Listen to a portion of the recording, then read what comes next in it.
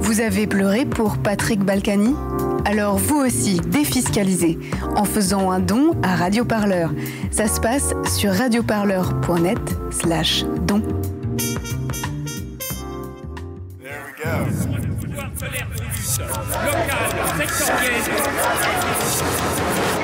L'hebdo Parleur, 7 jours de lutte dans le viseur. Cette semaine, dans l'hebdo Parleur, et tu tapes ce chômeur qui te plaît.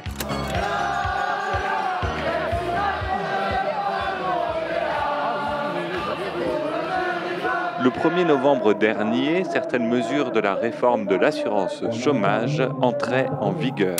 Alors ça fait 40 ans que les chômeurs perdent des droits. Pierre-Édouard Magnan, porte-parole du mouvement national des chômeurs et précaires. J'aime à rappeler que jusque dans les années 70, quand on était au chômage, on avait grosso modo en allocation 90% de son ancien salaire. Ça fera rêver un certain nombre d'entre nous. Je dis ça en plus, moi j'étais même pas né à cette époque-là, donc vous dire, mais c'est quand même pas si vieux. Cette loi, c'est la continuité de la loi Macron, la loi Rebsamen et toutes ces lois qui amènent vers la précarité et qui continuent à aller vers la stratégie du chômage structurel de masse. L'anniversaire du mouvement des Gilets jaunes approche à grands pas.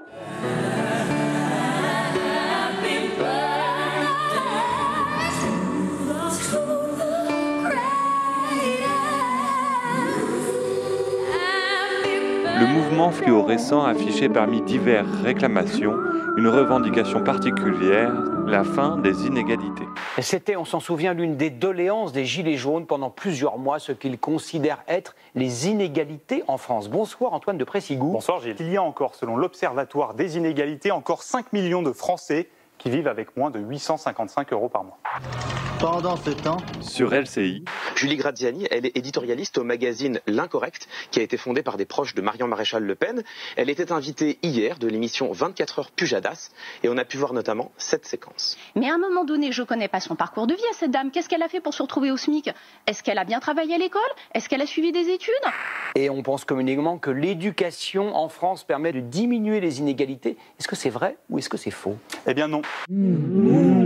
Moi, j'ai pas tout à fait le sentiment que les Gilets jaunes vont fêter l'anniversaire de leur accession à l'opulence. Pourtant, Emmanuel Macron avait pris des mesures au début de l'année pour améliorer le pouvoir d'achat des Gilets jaunes mécontents. C'est d'abord l'état d'urgence économique et social que je veux décréter aujourd'hui. Le salaire d'un travailleur au SMIC augmentera de 100 € par mois dès 2019. Macron n'augmente pas du tout le SMIC. Le SMIC, il suit juste l'inflation comme la loi l'y oblige chaque année. Ce qui augmente, c'est la prime d'activité. Cette prime, elle augmente pas du tout de 100 €. En vrai, Macron ne l'augmente que de 40 €. Et tout le reste, c'est des augmentations déjà votées ou même carrément déjà mises en place avant le mouvement des Gilets jaunes. Je demanderai à tous les employeurs qui le peuvent de verser une prime de fin d'année à leurs employés. Fin janvier, moins de 12% des entreprises avaient versé la prime et moins de 11% des salariés français en avaient bénéficié. Le président de la République fait donc des annonces sur le fait que les travailleurs devraient gagner plus. Vous savez ce que c'est mon problème? Trop gentil. Les chômeurs, de leur côté, semblent gagner trop. C'est ce que soutient en tout cas la ministre du Travail Muriel Pénicaud au micro de Jean-Jacques Bourdin. Des Français gagnent plus au chômage qu'en travaillant. 1 sur 5. 1 sur 5. Volontairement? Volontairement? Non, c'est pas, comment pas, la faute des gens. Volontairement, vous êtes sûr? Non, il demande rien, c'est l'application des règles. Les règles qu'ont fait les partenaires sociaux. Oui. Et dont certains aimeraient qu'on les change pas. Les règles qu'ont fait les partenaires sociaux ont comme résultat qu'un demandeur d'emploi sur 5, ceux qui alternent des contrats très courts, lorsqu'ils entrent au chômage, ils gagnent plus que quand ils travaillaient. J'en appelle au bon sens de chacun. Mais je comprends rien. Et d'ailleurs, pardon, mais c'est quoi le rapport entre les gilets jaunes et les chômeurs? Parce que certains gilets jaunes sont peut-être au chômage, mais ça ne veut pas dire que tous les chômeurs sont des gilets jaunes. Ah bah c'est pas des flèches, hein. Florence Aubenas, grand reporter au journal Le Monde, parle de son enquête sur les gilets jaunes de Marmande, dans le sud de la France. Moi, je m'attendais à tomber sur des gens en très grande difficulté. Et l'incroyable, la première chose était, il y en avait peu. C'est-à-dire que la plupart des personnes étaient, alors je risque cette... étaient les bons élèves de la petite classe moyenne. Voilà. Des gens qui avaient fait comme on leur disait au gouvernement, à la pub, comme leur disait l'ensemble de la société. C'est-à-dire, on travaille, oui, je travaille. On achète une maison à crédit, oui, j'achète une maison à crédit.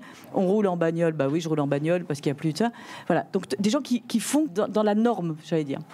Et cette norme, à la place de dire, bon ben voilà, vous êtes dans les clous, les gars, tout va bien pour vous, c'est ceux qui se prenaient de plein fouet un ensemble de bugs sociaux. Ça doit être ma faute.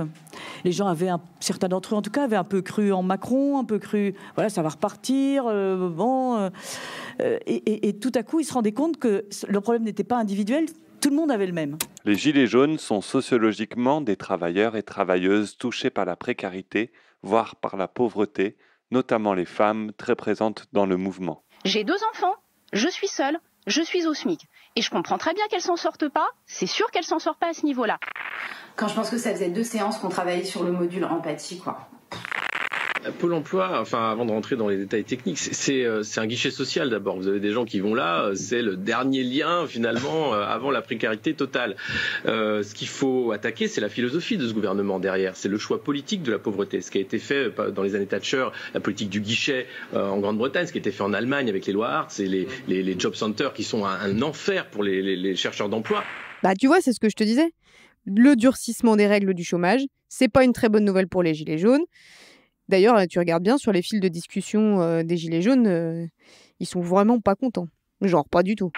On n'a jamais tapé aussi fort sur autant de chômeurs en une seule fois. Alors, ça ne va pas baisser pour tout le monde, mais ça va effectivement, en fait, ça va baisser pour les gens qui sont déjà en précarité et qui, en gros, cumulent des périodes de chômage, des périodes d'emploi, des petits boulots, des contrats courts. Concrètement, aujourd'hui, si vous arrivez au chômage après une période relativement longue de CDI, votre situation ne va pas changer, en tout cas pas tout de suite.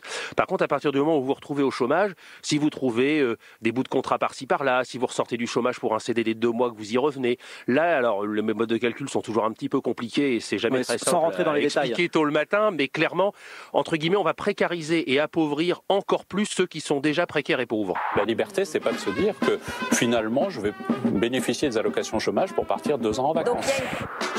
Time Tour vous invite à découvrir les Bahamas, un avant-goût de paradis où le temps semble s'arrêter. Tu sais quoi? Si les ânes ne peuvent pas parler, c'est sûrement qu'il y a une bonne raison. En fait, c'est pas le tout de faire des vannes. Hein. Faudrait peut-être expliquer ce que c'est, cette réforme de l'assurance chômage. Surtout que la moitié de la rédac de Parleur pointe à Pôle emploi.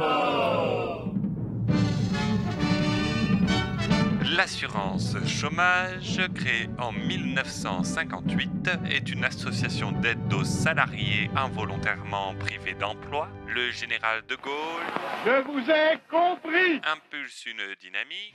Non mais pas si loin. Je te parle de la réforme de là, cette année. Laurent Berger, secrétaire général de la CFDT.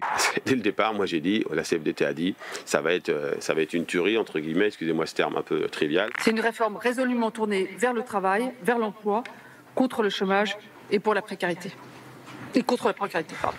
Avec cette réforme, nous visons une baisse du nombre de chômeurs de 150 000 à 250 000 sur les 3 ans à venir. Le Premier ministre, Édouard Philippe. Loin d'une approche comptable budgétaire, loin d'une logique de rabot, cette transformation de l'assurance chômage devrait nous permettre, en effet, de faire des économies. Nous visons 3,4 milliards d'économies sur la période 2019, 2020, 2021. Alors déjà, c'est le Premier ministre qui présente une réforme de l'assurance chômage. Hein, normalement, c'est pas le gouvernement qui décide de réformer le chômage. Ça se passe entre les syndicats et le patronat. Loin d'une logique de rabot, 4 milliards d'économies. Et ça, c'est exactement ce qui a fait foirer les négos syndicats-patronat. On leur a demandé de faire des économies, on va dire plutôt démentielles. Oui, c'est ça. C'est exactement le mot que je cherchais. Oui. Les syndicats ont donc claqué la porte et c'est le gouvernement qui a repris le dossier, comme ils aiment à dire. Ces nouvelles règles ont été mises en place par la ministre du Travail sur un coin de bureau au ministère, sans en débattre ni en informer personne. Bonjour Madame Espagnol, merci d'être avec nous. Vous êtes déléguée syndicale centrale CGT Pôle emploi. Tout d'abord, vous l'avez dit, nous sommes chargés de mettre en œuvre cette réforme, mais c'est une réforme que ne cautionnent pas les agents et qui a été décidée unilatéralement et arbitrairement par le gouvernement. Cette réforme de l'assurance chômage, entrée en vigueur le 1er novembre dernier, met tout le monde en colère. Les syndicats, les chômeurs, les Gilets jaunes qui ont occupé une agence Pôle emploi à Orléans et les collectifs de chômeurs. Il y a effectivement une volonté de faire des économies sur le dos de ceux qui n'ont déjà plus rien. Et puis derrière, il y a sans doute un projet plus abouti qui est finalement la fin de l'assurance chômage, puisque depuis le 1er janvier dernier, il n'y a plus sur les bulletins de salaire de cotisation chômage du côté des salariés. Depuis le 1er octobre, il n'y en a plus pour les employeurs. Donc là, il n'y a plus du tout de cotisation au chômage sur les bulletins de paye. C'est maintenant l'État, via la CSG, qui finance l'indemnisation du chômage. Donc ça revient à dire que dans les faits, l'assurance chômage n'existe plus et je pense qu'elle finira même par ne plus exister du tout dans son mode de calcul dans les années qui viennent, si les choses continuent à aller dans le même sens. Mais du coup, cette réforme du chômage à 2 semaines de l'anniversaire du mouvement des Gilets jaunes, ça va remettre une pièce dans la machine, non? Ah, mais j'en sais rien, moi. T'en as pas marre de poser des questions intelligentes comme ça? Qu'est-ce qui se passe aujourd'hui? On va avoir l'acte 2 de Macron. Il va nous tartiner la tronche comme jamais on s'est pris. Là, c'est les chômeurs qui vont prendre les premiers. D'accord? C'est les chômeurs qui vont prendre le premier. Après, ce sera qui? Ce sera à qui le tour? Enfin un peu d'honneur, si j'étais chômeur dans un cas comme le vôtre, sachez que vos pleurs je les aurais en horreur. L'enfant avant que je me faute, je serai l'auteur de mon succès, de ma hauteur. Au lieu de l'attente de l'autre, faites pas nos cœurs, êtes vos propres saboteurs. Tout est de votre faute. L'hebdo-parleur, c'est terminé pour aujourd'hui. On se retrouve lundi prochain pour un nouvel hebdo. D'ici là, retrouvez tous nos reportages en intégralité sur radioparleur.net et sur toutes les bonnes applis de balado-diffusion. Allez, salut! Allez, salut! Et salut! Tu suis, qu'est-ce que t'aurais fait sans moi? Traverse la rue, tu en trouves. Suffit que tu traverses la rue. Je te dis que t'as des problèmes, t'en as plus. Tu dis que c'est peut-être de la rue. Traverse la rue.